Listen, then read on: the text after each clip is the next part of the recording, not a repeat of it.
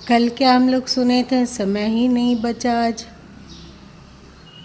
आज असली गाड़ी अटक गई थी, अभी भी अटके ही हुए हैं। 18वां अध्याय का 49वां श्लोक। इतनी बार आसक्ति की चर्चा हुई है ना कि, और इतना बार आसक्ति पर लिखा जा चुका है कि नया नया आसक्ति पर कुछ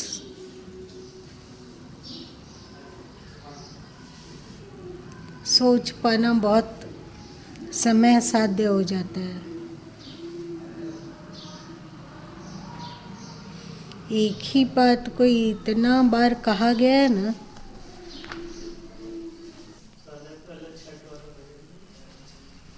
अंदर में उतना नहीं सुनाता है, अथवा हो सकता है कि मन उधर रहता है तो नहीं पता चलता होगा। अच्छा,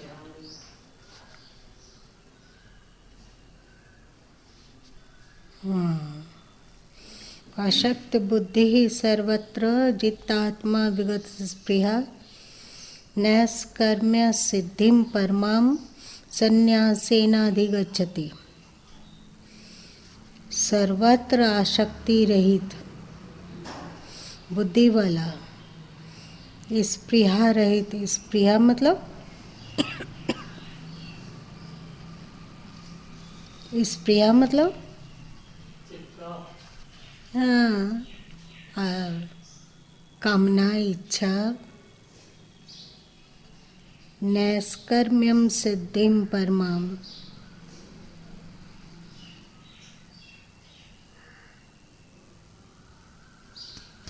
अकर्म की स्थिति, मतलब कर्म से परे हो जाना।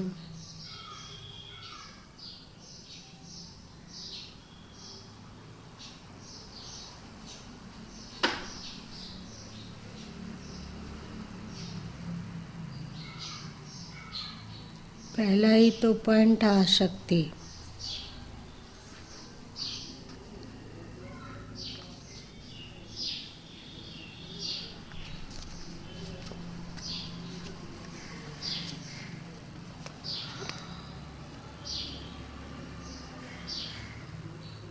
आसक्ति का मतलब क्या होता है?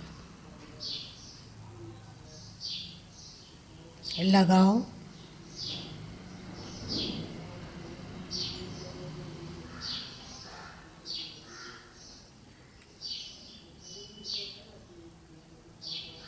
काम की आसक्ति होने पर व्यक्ति कामी हो जाता है, धन की आसक्ति होने पर लोभी हो जाता है, अहंकार में आसक्ति होने पर व्यक्ति अहंकारी हो जाता है,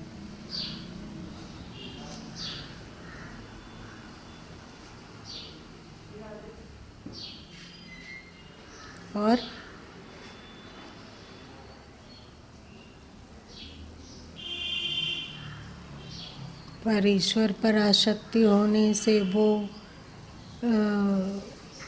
भक्त बन जाता है,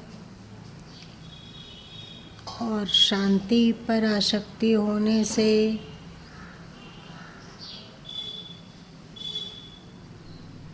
वो आत्मोन्मुख होने लगता है,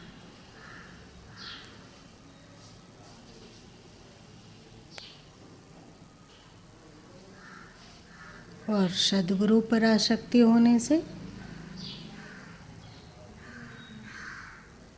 क्या होगा?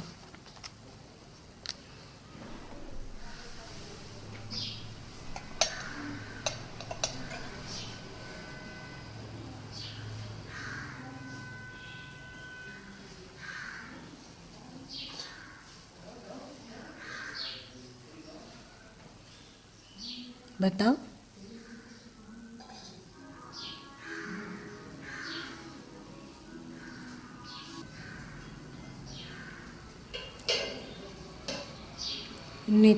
निकृष्ट की आसक्ति को छोड़े बिना क्या उत्कृष्ट की आसक्ति हो सकती है?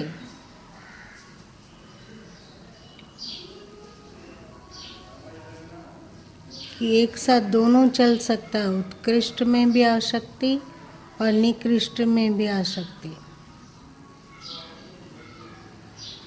अभी मत सोचो कि हमें सब तरह की आसक्ति से मुक्त होना है। जैसे महात्मा बुद्ध भौतिक जगत से आसक्ति से मुक्त हुए, तो फिर आध्यात्मिक जगत की आसक्ति से भी मुक्त हुए, ऐसा नहीं कहना होगा।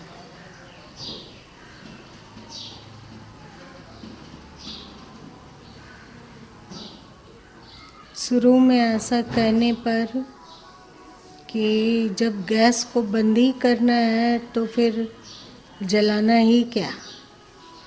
गैस को बंद करना है तब जब तुम्हारा भोजन बन गया हो, है ना, तो आप गैस बंद कर दो।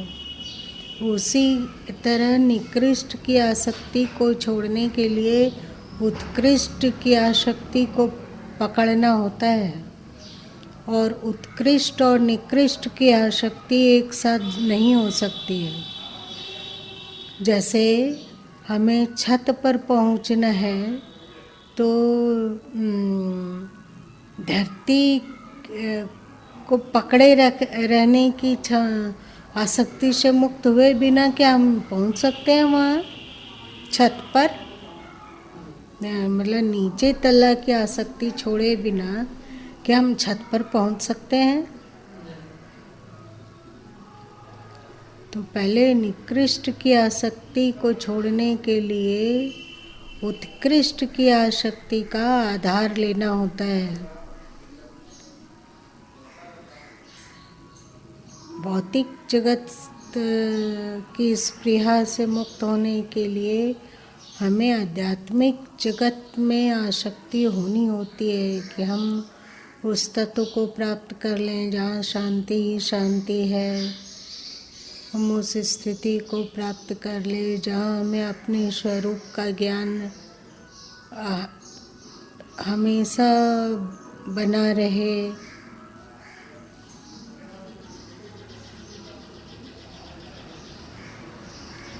तो इस तरफ आसक्ति बढ़ने पर, उत्कृष्ट की आसक्ति बढ़ने पर निकृष्ट का त्याग स्वाभाविक ही होता जाता है।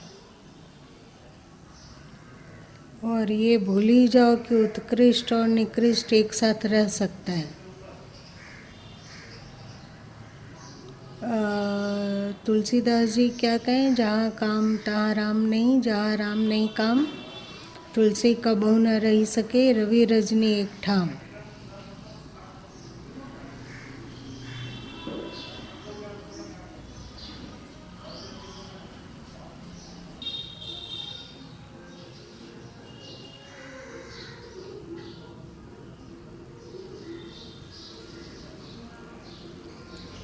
तुम लोग आजकल पूछता नहीं है।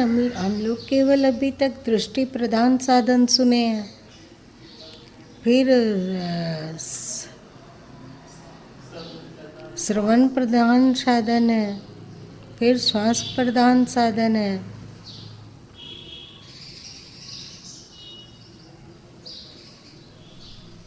मतलब भूल गए हम लोग? नहीं भूले, कल भी फिर आधा कल विवेक मार्ग सुने तो भक्ति मार्ग बाकी। क्या कल सुने ना कि विवेक मार्ग है, तो विवेक का मार्ग जानने का। उससे पहले एक दिन तपस्या पर चर्चा हो गया।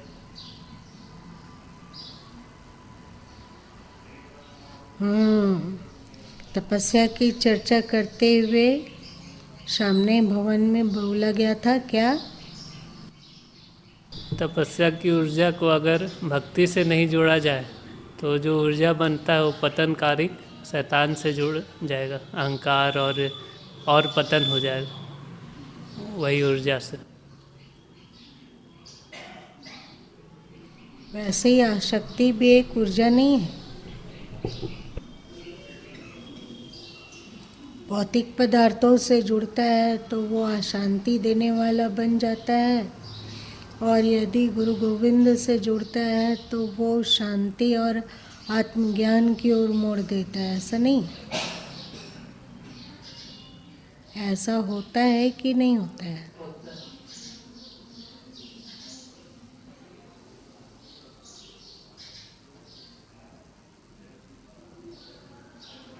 जैसे कर्म करने की आसक्ति है हम लोगों में, कर्म किए बिना रहना आसान है कि कठिन है? बहुत कठिन है। तो अब इस कर्म करने की आसक्ति से मुक्त होने के लिए क्या करना होगा?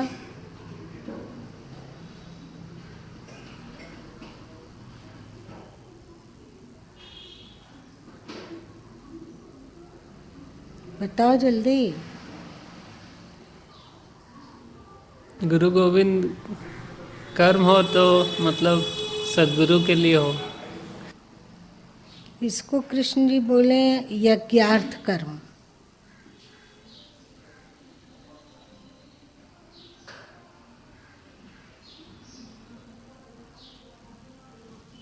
यज्ञार्थ कर्म, ये कर्म क्या है? यज्ञार्थ कर्म मतलब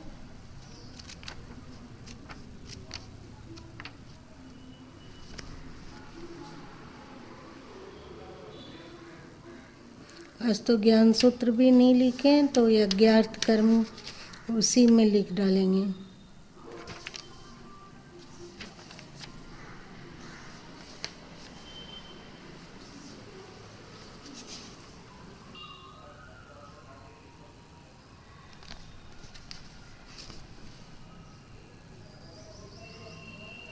कर्म को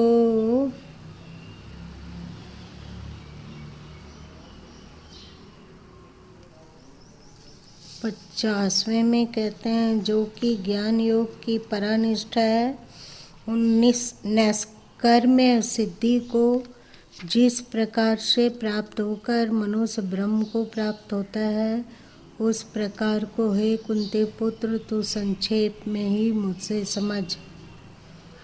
उसके बाद 51, 52, 53 3 श्लोक में कहते हैं, विशुद्ध बुद्धि से युक्त तथा हल्का सात्विक और नियमित भोजन करने वाला, शब्दादि विषयों का त्याग करके एकांत और शुद्ध देश का सेवन करने वाला, सात्विक धारणा शक्ति के द्वारा अंतःकरण और इंद्रियों का संयम करके मन, वाणी और शरीर को वश में कर लेने वाला, राग द्वेष को सर्वथा नष्ट करके भली भांति दृढ़ वैराग्य का आश्रय लेने वाला तथा अहंकार, बल, घमंड, काम, क्रोध और परिग्रह का त्याग करके निरंतर ध्यान योग के परायण रहने वाला, ममता रहित और शांति युक्त पुरुष सच्चिदानंद घन ब्रह्म में अभिन्नता भाव से स्थित होने का पात्र होता है। मतलब क्या हुआ? कभी राधा की ना नौमन घी होगा, ना राधा नाच सकेगी। यही है ना? इतना इतना शर्त।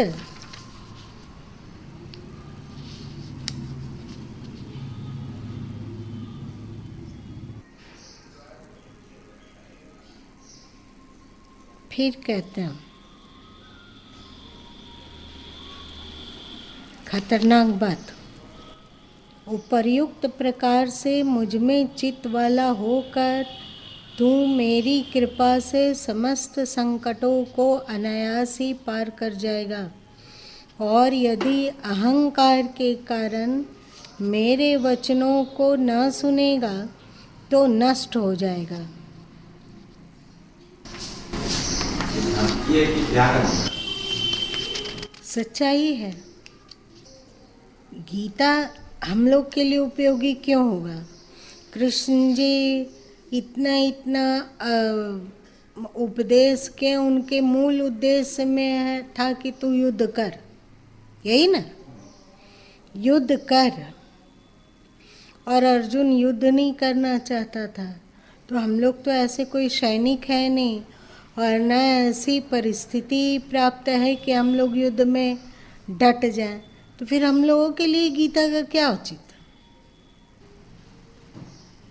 बोलो।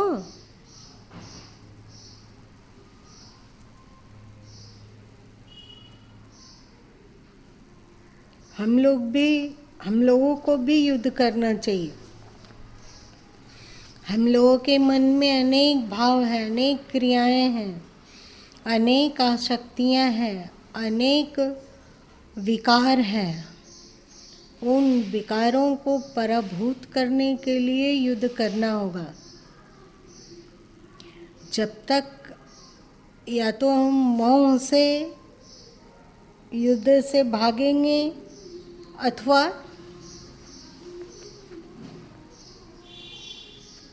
अथवा कायरता से। मोह से युद्ध से कैसे भागा जाता है?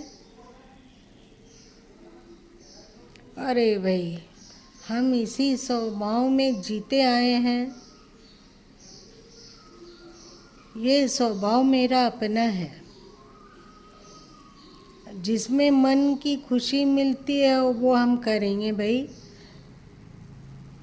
कम से कम उसे खुशी तो मिलती है। ऐसा होता है कि नहीं? होता है।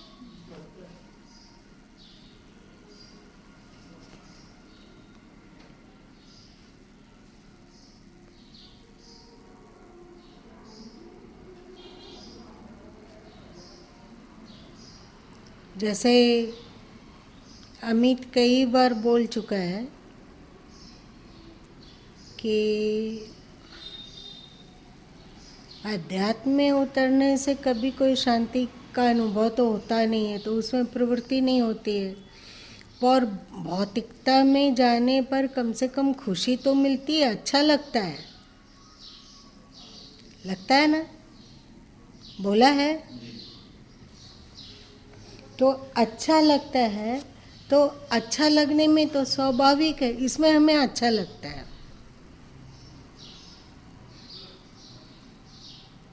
तो इस मोह के कारण अच्छा लगता है, ये सोचकर हम युद्ध क्यों करेंगे फिर मन से, अपनी आदतों से, अपने गुणों से अथवा दुर्गुणों से क्यों युद्ध करेंगे? हमें तो अच्छा लगता है। जैसे जो खुजली के रोग से ग्रसित है तो खुजलाना अच्छा लगता है।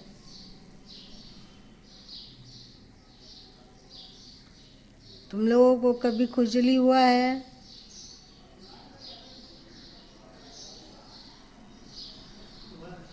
हुआ है तो खुजलाने में राहत लगता है ना, लेकिन बाद में जलता है। तो लेकिन खुजलाने के प्रति आकर्षण भी कम नहीं है। तो खुजली रोग से ग्रसित व्यक्ति को जैसे खुजली करना अच्छा लगता है, वैसे ही दुनिया में बहता रहा है आज तक मन, तो दुनिया में बहना उसको अच्छा लगता है। अब अच्छा लगता है,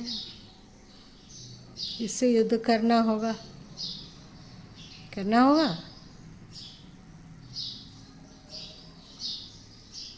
इसीलिए पहले बोलते हैं तुम आसक्ति को त्याग कर दे। अच्छा लगने वाला आसक्ति को त्याग कर, तो उससे फिर हम युद्ध कर सकेंगे।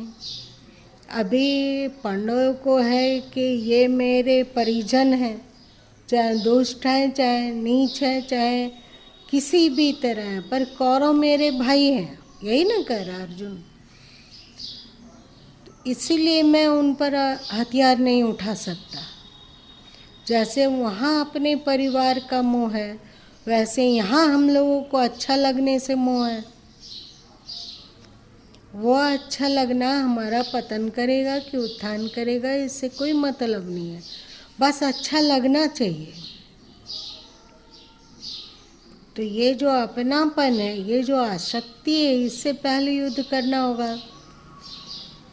और दूसरी बात है कायरता, क्योंकि एक अर्जुन श्री कृष्ण से बोले कि ये कौन जानता है कि युद्ध में मैं जीतूंगा कि वे जीतेंगे।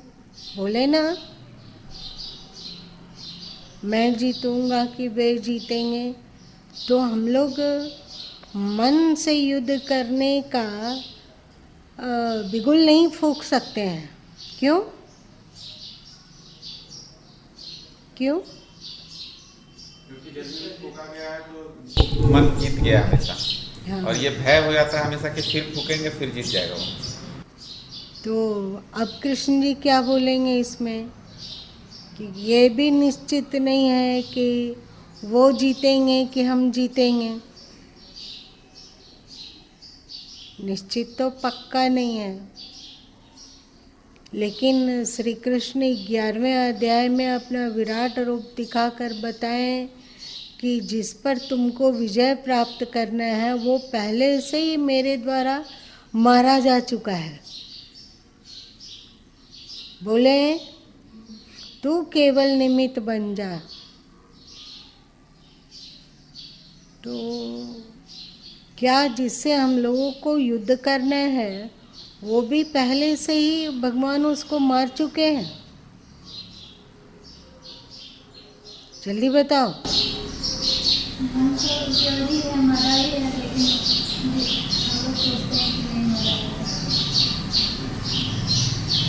एक बार गुरु माँ शायद दीपावली के समय में बोले थे, धन्वंतरी आज मतलब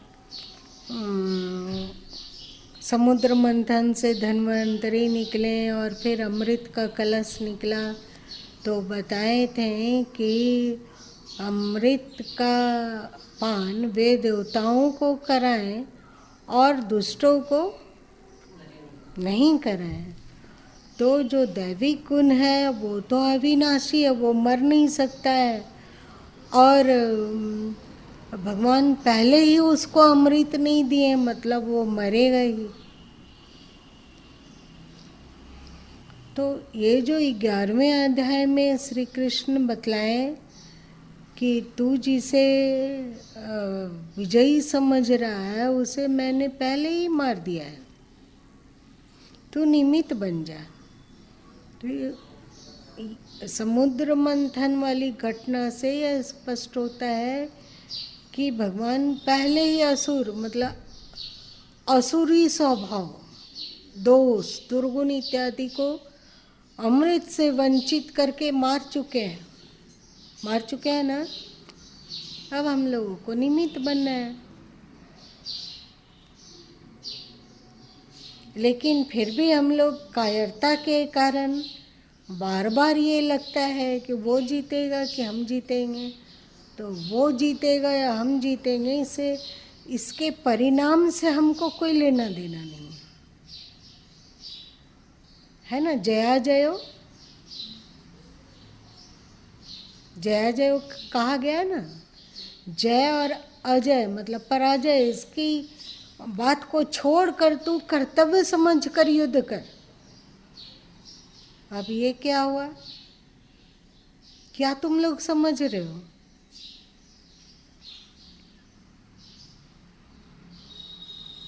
क्या समझे?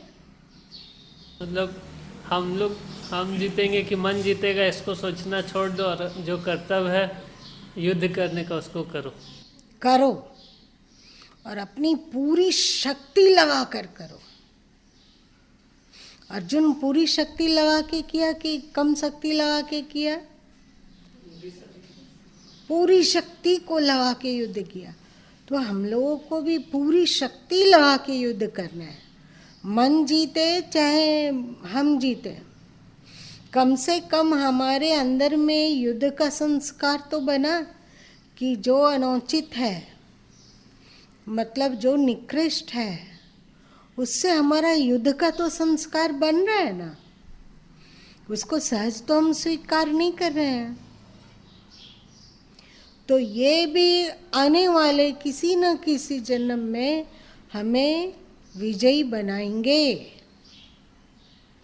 हो सकता है इसी बार बन जाए विजयी। जैसे गारंटी है कि गारंटी नहीं है कि हम जीतेंगे। गारंटी है क्या? मन भी जीत सकता है। तो क्या ये गारंटी है कि हम हारेंगे? तो हम जीतेंगे। इस गारंटी के नहीं रहने के कारण हम लोग शक्तिहीन हो जा रहे हैं। तो ये क्यों नहीं सोचते हैं कि क्या ये गारंटी है कि हम हार ही जाएंगे? ऐसा है क्या? जैसे कि जो मन से युद्ध है, ये तो प्रतिपल का युद्ध है। प्रतिपल। और ऐसा नहीं है कि मतलब एक बार युद्ध करके जीत गए तो हम जीत ही गए। वो तो हर क्षण युद्ध करना है। तो यहाँ पर जब ऐसी परिस्थिति उत्पन्न आई तो हुई कि अब यहाँ पे मन से युद्ध करना है विशेष रूप से। मतलब मन हमको कुसंस्कार की ओर ले जाना चाह रहा है और हम नहीं चाह रहे हैं कुसंस्कार की ओर जाना। हम चाह रहे हैं कि हम जो श्रेष्ठ मार्ग है उस पर चले, और मन चाह रहा है अश्रेष्ठ की ओर ले जाने। तो अगर हम युद्ध करते हैं तो युद्ध तो ऐसा होता है जो मानसिक विचारों से युद्ध होता है। लड़ते हैं, हम अपने अच्छे विचारों को फेंकते हैं, वो अपने बुरे विचारों को लोभ में फंसाना चाहता है। परंतु ये विचार के आदान प्रदान में कहीं ना कहीं अगर हम हार जाते हैं तो फिर वो युद्ध कहाँ हुआ? अगर हम हार ही गए मन से, अगर हम ये हारने की बात को तो है ही नहीं। एक समय इस तरह युद्ध करते करते एक समय जरूर आता है जब विजयमाल साधक के गले में पड़ती है। मतलब एक बार ऐसा नहीं है कि आज हम युद्ध जीत गए तो कल हार जाएंगे। ठीक है कि सावधानी बरतनी चाहिए सतत, जब तक प्राण है तब तक सावधानी चाहिए, पर ऐसा नहीं है कि पूरी जिंदगी युद्ध करते रहें। ऐसा भी हो जाता है कि स्वाभाविक ये मन जो कि शत्रु जैसा लग रहा था अब मित्र बनता है। उसका स्वभाव में अमूल चूल परिवर्तन होता है। कल वो भौतिकता की ओर लपकता था, आज अभौतिकता की इच्छा करता है। कल वो क्रोध को सही ठहराता था, आज वही मन शांति को सही ठहराता है। कल मन भौतिक आसक्ति को सही ठहराता था, आज त्याग को सही समझाता है। कल मन जो सब कुछ शरीर ही है और शरीर का सुख ही सब कुछ है ऐसा बताता था, वही मन अब कहता है कि आत्म स्थिति से बड़ा और कुछ नहीं है, अथवा ईश्वर के प्रति दीवानगी के अतिरिक्त दुनिया में कुछ नहीं है। भक्ति किससे होता है? मन से होता है कि किससे होता है? तुम लोग का बीजक में है ना रे? क्या है?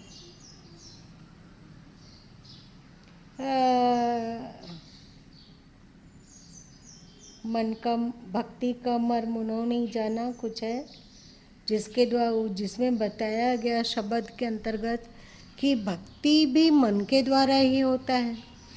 तो अभी हम लोगों का मन हम लोगों को पछाड़ रहा है, और जब धीरे धीरे धीरे संस्कारों को परिवर्तन करते जाएं तो एक दिन ऐसा जरूर आता है जब ये मन बिल्कुल मित्र बन जाता है। सदगुरु कबीर साहब की साखी ग्रंथ में एक मन प्रकरण के अंतर्गत है कि लोग मन को मारना चाहते हैं, और मैं चाहता हूँ कि मेरे पास मन आ जाए। मतलब क्या है कि यही मन मित्र का भी रोल निभाता है। तो यदि उसके कुटेवों को सुधारा जाता रहा तो क्या मन एक दिन मित्र नहीं बन जाएगा? बाघ जैसे जंगली और खूंखार हिंसक जानवर को भी सर्कस वाले उसके द्वारा साइकिल चलवा लेते हैं और अजीब अजीब करतब दिखलाते हैं। अभी भी होता है क्या कि अब सर्कस में पशु लोगों को रखना मतलब गैर कानूनी हो गया। लेकिन बचपन में तो हम लोग देखें, आज होता है कि नहीं पता नहीं है। कभी उसको कुर्सी से फिर टेबल पर चढ़ते हुए देखा है ना, तो वो इतना अधिक सुगढ़ हो जाता है कि जो कहा जाता है वो करता है। तो हम लोगों का मन तो ऐसा नहीं है, बाघ जैसा तो नहीं कि हम लोग को चीर फाड़ डाल रहा है। आज तक चीरा फाड़ा तुम लोग को?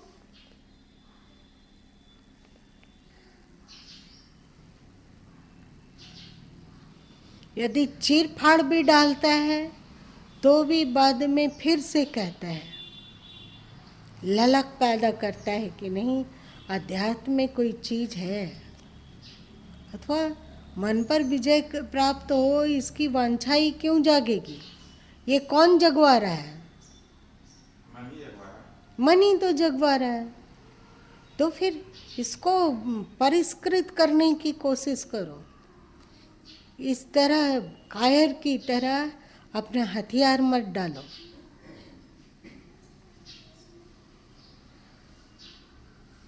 सर्कस में बाघ और भालू और हाथी को भी अपने इशारों से वे लोग नचा सकते हैं, तो हम लोग भी एक दिन ऐसा अवश्य आएगा जिस दिन मन हमारे लिए कल्याणकारी हो जाएगा और हमें या तो आत्मा की ओर प्रेरित करेगा अथवा सर्वव्यापी ईश्वर के प्रति अपनापन जगाकर ईश्वर का दीवाना बना देगा।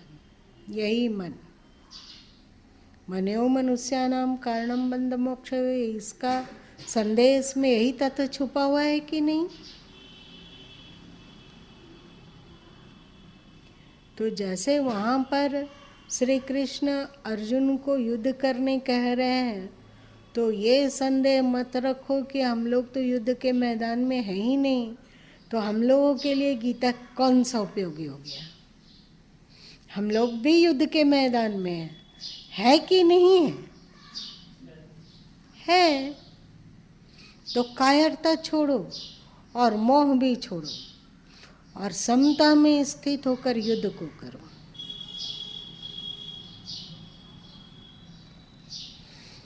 हार जाए अथवा जीत जाए, युद्ध तो करते ही रहेंगे। तब तक दुर्योधन युद्ध किया जब तक कि वो मर नहीं गया, हुआ ना? किया ना?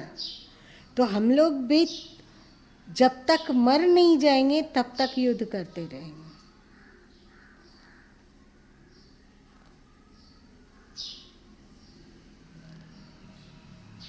और हम लोग मरते हैं क्या? तो फिर डरने की क्या बात है? युद्ध करो, यही तो गीता का संदेश है। चल इतना ही रहने दे, आज देर हो गई है।